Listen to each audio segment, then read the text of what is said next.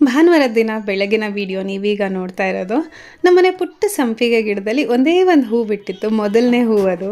ಇವತ್ತಿನ ತಿಂಡಿಗೆ ನಾನು ಪೂರಿ ಹಾಗೆ ಸಾಗು ಮಾಡ್ತಾ ಇದ್ದೀನಿ. ಸಾಗು ಮಾಡೋದಕ್ಕೆ ಮೊದಲು ತರಕಾರಿ ಎಲ್ಲ ಸಣ್ಣಗೆ ಹೆಚ್ಚಿ ಬೇಯಕ್ಕೆ ಇಟ್ಕೊಂಡಿದ್ದೀನಿ. ಇಲ್ಲಿ ರುಬ್ಕೊಳ್ಳೋದಕ್ಕೆ ಒಂದು ಮಿಕ್ಸಿ ಜಾರ್ಗೆ ಹಸಿರು ಮೆಣಸಿನ್ಕಾಯಿ, ಶುಂಠಿ, ಒಂದು ಸ್ವಲ್ಪ ಕೊತ್ತಂಬರಿ ಸೊಪ್ಪು, ಕಾಯಿ ತುರಿ, ಒಂದು 2 ಹಿಡಿಯಷ್ಟು ಕಾಯಿ ತುರಿ, ಒಂದು ಸ್ವಲ್ಪ ಕಡಲೆ, ಇಷ್ಟನ್ನು ಹಾಕ್ಕೊಂಡು ಸ್ವಲ್ಪ ನೀರು ಹಾಕ್ಕೊಂಡು ಪೂರ್ತಿ ನುಣ್ಣಗೆ ರುಬ್ಕೊಂಡಿದ್ದೀನಿ ಇಲ್ಲಿ.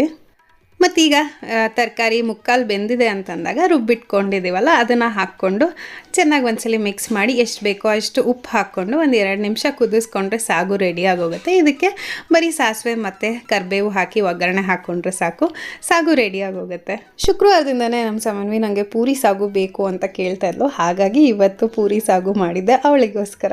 ಮಕ್ಕಳು ಏನಾದರೂ ನಂಗೆ ಬೇಕು ಅಂತ ಕೇಳಿದ ತಕ್ಷಣ ಮಾಡಿಕೊಟ್ಟು ಅವ್ರು ಅದನ್ನು ತಿಂದು ಖುಷಿಯಾಗಿ ತುಂಬ ಚೆನ್ನಾಗಿದೆ ಅಂದರೆ ಅದಕ್ಕಿಂತ ದೊಡ್ಡ ಅಪ್ರಿಸಿಯೇಷನ್ ಇನ್ನೊಂದಿರಲ್ಲ ಅನಿಸುತ್ತೆ.